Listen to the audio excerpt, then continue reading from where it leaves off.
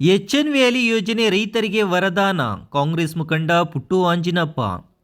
ಶಿಡ್ಲಘಟ್ಟ ತಾಲೂಕಿನ ಗುಡಿಹಳ್ಳಿ ಕೆರೆ H N valley ಯೋಜನೆಯಡಿ ಈಗಾಗಲೇ ಸಂಪೂರ್ಣವಾಗಿ ತುಂಬಿದ್ದು, ಈ ಬೆಳವಣಿಗೆ ರೈತರು ಹಾಗೂ ಸಾರ್ವಜನಿಕರಲ್ಲಿ ಸಂತಸ ಮೂಡಿಸಿದೆ ಎಂದು ಕಾಂಗ್ರೆಸ್ ಮುಖಂಡ ಪುಟ್ಟು ಆಂಜಿನಪ್ಪ ಹೇಳಿದರು.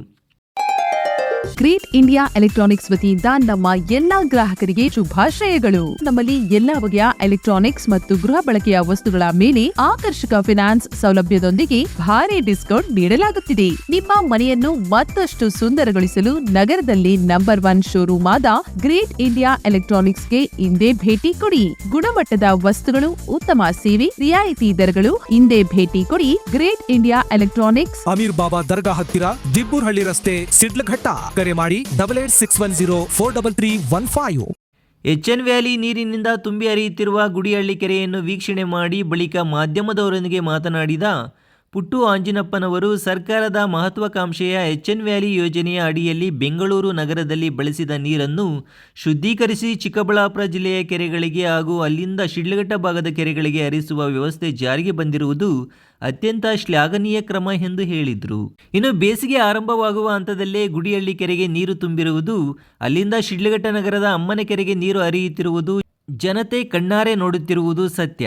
ಈ ನೀರಿನ ಅರಿವಿನಿಂದ ರೈತರ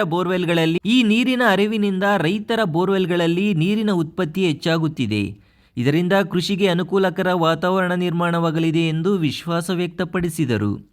ಎಚ್ಎನ್ ವ್ಯಾಲಿ ಯೋಜನೆ ಸಂಪೂರ್ಣವಾಗಿ ಬಲ ಪಡೆದುಕೊಂಡರೆ ರೈತರಿಗೆ ಮಾತ್ರವಲ್ಲ, ಈ ಭಾಗದ ಜನಜೀವನಕ್ಕೂ ಮಹತ್ವದ ನೆರವಾಗಲಿದೆ ಎಂದು ಪುಟ್ಟು ಆಂಜಿನಪ್ಪ ಅಭಿಪ್ರಾಯಪಟ್ಟು, ಈ ಸಂದರ್ಭದಲ್ಲಿ ಬೇಸಿಗೆ ಕಾಲದಲ್ಲಿಯೇ ಕೆರೆಗಳಿಗೆ ನೀರು ತುಂಬಿಸಿ ಸಹಕಾರ ನೀಡಿರುವ ಜಿಲ್ಲಾ ಉಸ್ತುವಾರಿ ಸಚಿವ ಎಂಸಿ ಸುಧಾಕರ್ ಅವರಿಗೆ ತಾಲೂಕಿನ ಜನತೆ ಪರವಾಗಿ ಹೃತ್ಪೂರ್ವಕ ಧನ್ಯವಾದಗಳನ್ನು ಸಲ್ಲಿಸಿದರು. ಸರ್ಕಾರದ ಇಂತಹ ಜನಪರ ಯೋಜನೆಗಳು ಮುಂದುವರಿಯಬೇಕು ಎಂದು ಅವರು ಮನವಿ ಮಾಡಿದರು.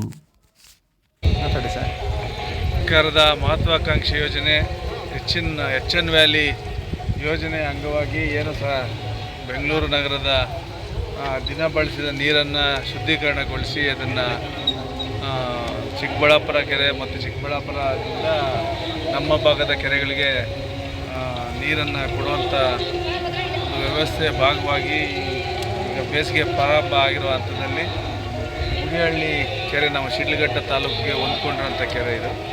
ಕೆರೆ ಈಗಾಗಲೇ ತುಂಬಿ ಮತ್ತು ನಮ್ಮ ಶಿಡ್ಲಘಟ್ಟ ನಗರಕ್ಕೆ ಹೊಂದ್ಕೊಂಡಿರೋಂಥ ಅಮ್ಮನ ಕೆರೆಗೆ ನೀರು ಹೋಗ್ತಾ ಇರೋಂಥದ್ದು ನಾವು ನೋಡ್ತಾ ಇದ್ದೀವಿ.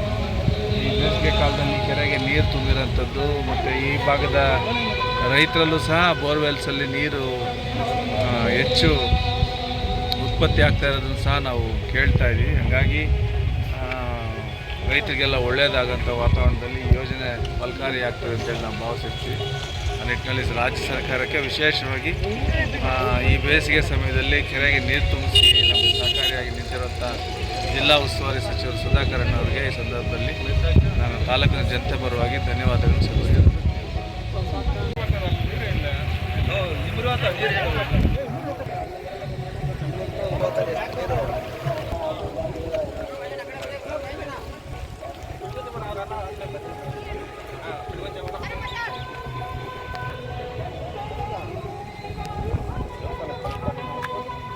ಕಿಲೋಮೀಟರ್ ನೀರು ಬರ್ತಾ ಇರೋದು.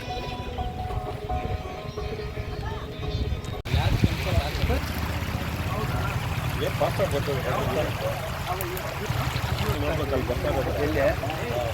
15 ಕಿಲೋಮೀಟ್ರಿಂದ ಬರ್ತಾ ಇರೋದು ನೀರು.